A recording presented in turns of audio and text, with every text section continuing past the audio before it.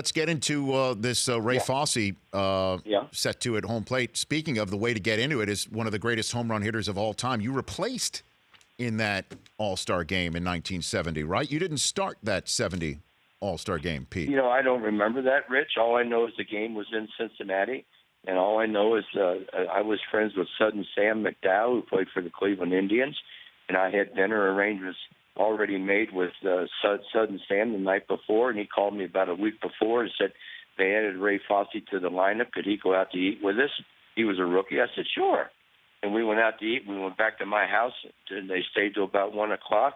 And Ray asked me every question in the world about Johnny Bench because he was the next coming of Johnny Bench. And if you watch the tape, Clyde Wright was pitching, Amos Otis was playing center field, Jim Hickman was hitting, Leo DeRocher was coaching third.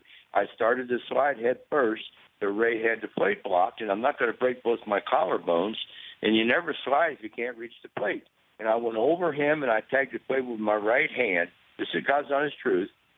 I guess my knee hit his shoulder. I missed the next 3 games. He didn't miss any, and he went on to play 9 more years. So for all the people that said I ruined his career, they don't know what the hell they're talking about. So, okay, let's take this one at a time. First of all, let me just fill you in. You replaced Hank Aaron in that All-Star game in the 5th inning. That's a pretty good player to replace. Yeah, I've heard of him. So you were the replacement for Hank Aaron. And so you were in the game starting in the 5th inning. So that's it. Yeah. You dined with Ray Fosse the night before? That's what you're saying? I took him out to eat. I took him to a place called Sycamore Shores, which is a boat on the river down in Sailor Park where I went to grade school. And, to this day, and I have no idea why, Rich, to this day, Ray will not admit that he went out to eat with me, and he will not admit that he went back to my house. That's the truth. And he won't do a card show with me. Really? Why do you think that is? I don't know. I don't know what, because I've never badmouthed Ray Fosse, because Ray Fosse was a good young player at the time, and he's playing in the Buckeye State where I played all those years. But I had to do what I had to do because my dad was in the stands. If I just slide in and let him tag me, we might be still playing that damn game. Right, I know. Just to wrap this whole thing up, do you think the fact that Ray Fosse isn't talking to you today is because of the way that this is lived in history?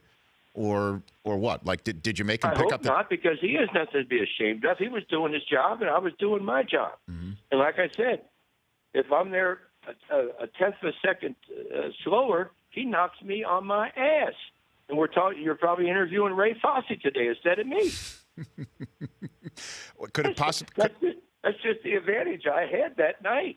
It just happened to be a game played in Cincinnati, Ohio. That's right. Where they play today on Pete Rose Way, and they got a big ass statue of me out in front of the damn ballpark. So I had to be safe, Rich. I couldn't be out. The Rich Eisen Show, weekdays at noon Eastern on radio stations across the country and audience.